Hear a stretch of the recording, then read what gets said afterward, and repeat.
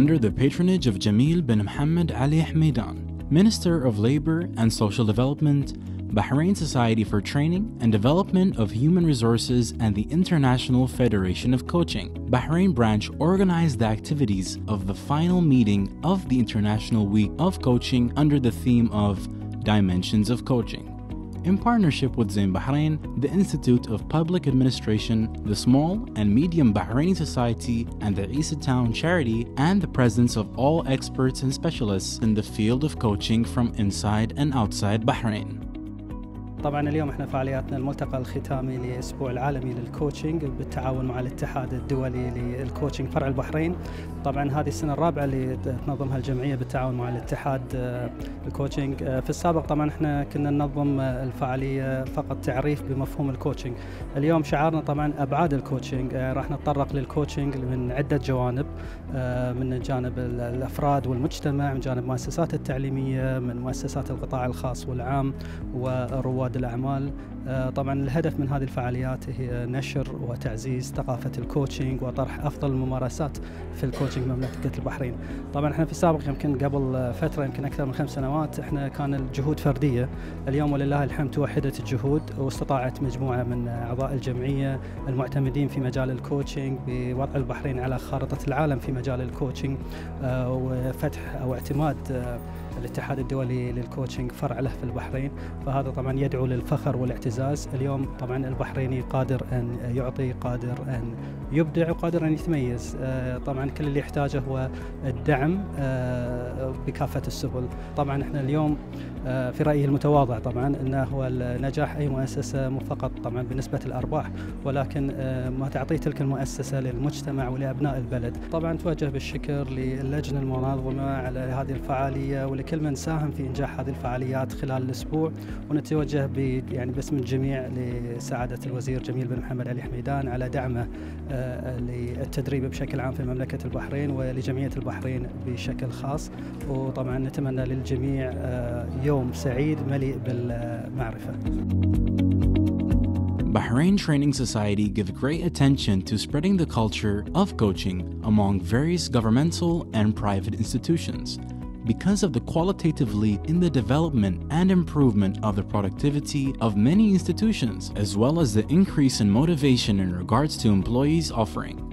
Also, there is an emphasis placed on the level of efficiency and expertise that contribute to the development of human cadres, as well as the improvement of the level of services. Today's event is one of the international events. So what we are doing is not only on Bahrain level, it's actually an event happening in another 130 chapters around the world. So what we are saying is the entire coaching community internationally are celebrating this day. This year we decided locally to have our own theme. It's about coaching dimensions. What we believe as coaches that coaching has impact on different areas of your life, such as corporate youth, let's say fitness, hobbies, performance, and this is why we chose the word coaching dimensions. So this year is quite different. We are tackling every single area. Special thanks to all our supporters and partners, especially for Ministry of Labor, Zain, and all our silver sponsors. This wouldn't be an event happening without this massive support from our colleagues.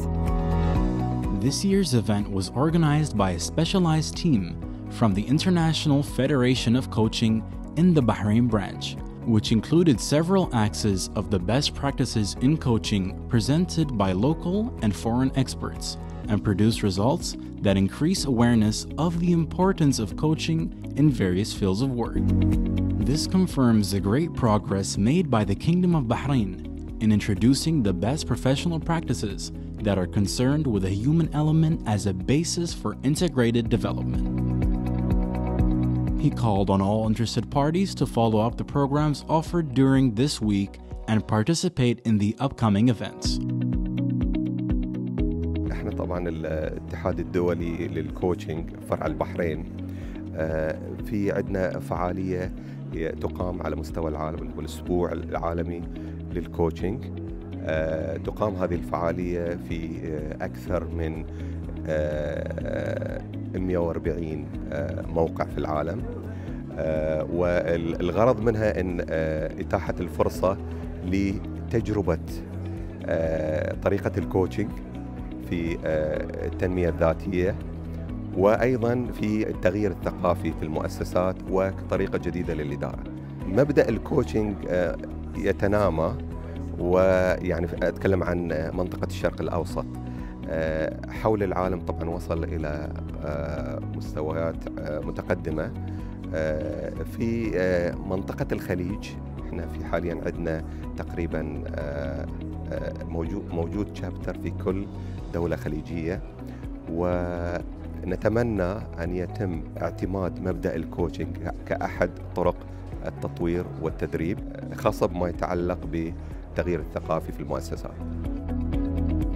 More than 200 people took advantage of working papers and learned about the personal and institutional experiences of coaching. Zain Bahrain is so proud that we are one of the pioneer organization in institutionalization the coaching culture. This event is very important and we're so happy to share our experience in this event. Why it is important? The coaching culture really helped the organization to retain its talent, manage the changes that the organization is going through, and help the employees to achieve. The International Coaching Week, coaches from around the world here to enable others to experience coaching and its benefits. Final meeting under the theme Coaching Dimension here in the Kingdom of Bahrain. I'm Salim Al-Mannai, Bahrain International Channel.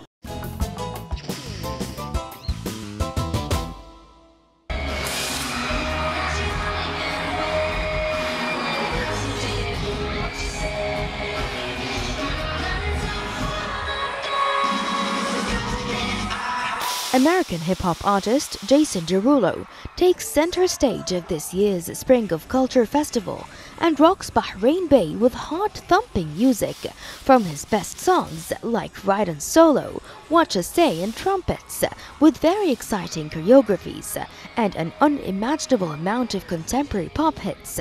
Derulo makes it a memorable night. The sold-out concert, organized by Bahrain's Economic Development Board, showcases that Bahrain is a destination for big names and famous international artists. We have here with us a wonderful group from Jordan, very excited about the Jason Derulo concert. They'll tell us what they think. What do you think, Yasmin? I'm very excited, very excited. That's all I have. It's great to have international artists come here. It's a nice way to enjoy our time here in Bahrain. I think it's great. I never actually expected to have as many international artists in Bahrain as we've been getting the past year. I'm really excited to get to know Jason Derulo and listen to his songs and new songs and whatever. I think what's great is that it proves how fierce the Arab audience is and how exciting we can get and how much we interact with the artists to make them want to come back. So we're actually cooler than others around the world, honestly. Yeah. It will absolutely be a wonderful experience. Enjoy it, guys. So please, guys, tell us, what do you think about having such international artists performing in Bahrain? I think the most positive aspect is that those international artists, they influence people around the world, and because the media is something people depend on a lot to form their opinions, when these artists post such things, when they come to us, they can give a very positive light on the Arab region and the Middle East in general from what others may perceive it as. So that, I think, is, other than entertainment, something very positive and very needed. So we have here a group of different nationalities coming to attend the Jason Derulo concert. Please tell us, where are you from? I'm from India. And you? I'm from the UK. And you? Turkey. And you? And I'm from Egypt. Okay, so tell us, what do you feel about attending this concert today? I feel like it's something new and different and could actually be fun and stuff. Yeah. And you? I'm really excited because he has like really good dancers. Yeah. Okay, and you? I listen to a lot of his music, so I can't wait to listen to him perform live today.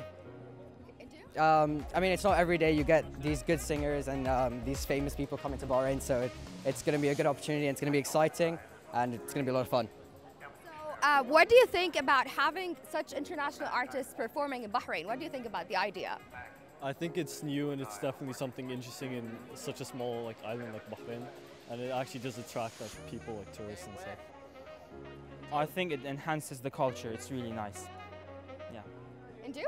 I think it's new as well. It's a good way of improving the culture over here as well. Yeah, it's a good way. You know, Bahrain's getting more modern and more Western. And that's good, bringing in more cultures. And a lot of the people in Bahrain can now interact with each other. During F1, for example, when there was Martin Garrix and Kygo, there were people there that I didn't know, and this is going to bring in some new friends as well. So it's going to be fun. We have here with us Sam from America and Sarah from Lebanon, and they're very excited about the Jason Derulo concert. They'll tell us what they think. I'm excited. Yeah, Jason Derulo, another American, here in Bahrain, very excited. And Sarah, what do you think about having international artists here in Bahrain? I think it's a great experience to have all of these artists from different parts of the world come to Bahrain, because some of them, it's like the first time they're in the Middle East hosting concerts like that. And honestly, it's very organized compared to Bahrain. It's amazing. Okay, why are you excited about Jason Derulo in particular? I think it'll be fun with the songs and the dancers, different atmosphere. In a rainy yet beautiful night, the crowds are cheering for the legendary Jason Derulo here in Bahrain Bay. Reporting for Bahrain International, I'm Heba Abdul Ghaffar.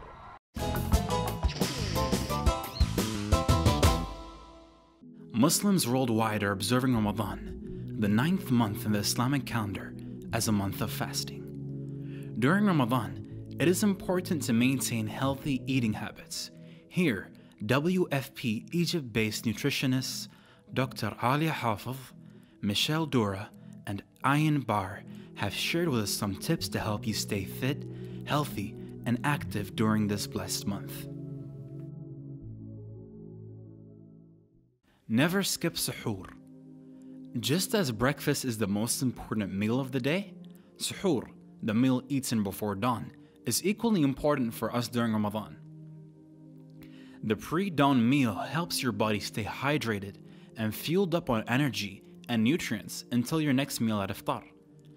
It also helps you avoid overeating when you break your fast at sunset. A well-balanced meal at suhoor could contain complex carbohydrates, oats, wheat, lentils, grain, and other complex carbohydrates like fava beans. Slow-releasing carbs, helping to keep your blood sugar steady and giving you a feeling of fullness for the greater part of the day. High fiber foods. Fiber-rich foods are digested slowly and include cereals, dates, figs, bran, whole wheat, grains, seeds, potatoes, vegetables, and almost all fruit, especially apricots and prunes. Bananas are a good source of potassium and other essential nutrients that keep your body hydrated. Protein-rich foods. High-protein foods like eggs, cheese, yogurt, or meat are also recommended as they can help replenish your energy throughout the day. Fruits and vegetables are a great snack between meals and a healthy alternative to pastries and sweets usually consumed during Ramadan. Some fruits and vegetables naturally contain high water content, especially cucumbers, watermelons, melons, squash, and pumpkins. Eating those after fasting hours can help keep you hydrated. Try to cut down on sugary and processed foods. Avoid heavily processed, fast-burning foods that contain refined carbohydrates such as sugar and white flour, as well as Ramadan desserts. They are high in fat and low in nutrients. Break your fast slowly and don't overindulge. While it is tempting to overindulge at iftar after a day of food deprivation, remember that you should slow down. Start with a few dates and water, and then wait before starting your main meal. Dates are a great source of energy for the body, helping it to secrete digestive enzymes in preparation for the upcoming meal. Afterwards, you may get started on some warm soup. Avoid heavy oils and fats in your meal. Make sure you consume plenty of vegetables and a good portion of protein and enough carbohydrates with a little fat. Remember, you should eat slowly and give time for your body to digest the food. Make soups a regular item on your iftar meals. Soups are warm, soothing on the stomach, and easy to make. They provide the body with fluids, vitamins, and minerals while offering a great way to incorporate vegetables. Try making soups from colorful vegetables available in season, such as carrots, tomatoes, pumpkins, bell peppers, spinach, zucchini, and eggplants. Remember to limit the amount of salt and oil you use while preparing them. Add flavor with fresh herbs. Stay hydrated. Drink at least 8 to 12 cups of water a day. Drink plenty of fluids for hydration from the period of iftar to the time of suhoor. Beware of consuming sugary drinks. Although juices, milk, and soup are sources of fluids, water is always the best choice, so try to consume other drinks in moderation. Avoid caffeinated drinks. Caffeine is a diuretic that stimulates faster water loss, leading to dehydration. It is best to avoid caffeinated drinks such as strong tea, coffee, and colas. If you can't cut them out completely, then drink them in moderation. Avoid deep frying. Try to avoid fried foods or those prepared with large quantities of oil. If frying cannot be avoided, one tip would be to reduce the quantity of oil used. Instead of using 1 cup of oil, you can cut down the amount to half or quarter of a cup. It is best to avoid frying with animal fat such as ghee. Olive oil is not recommended for frying foods. Implement these simple tips for a healthy and productive Ramadan this year. Also, feel free to share your own tips and ideas in the comment section below.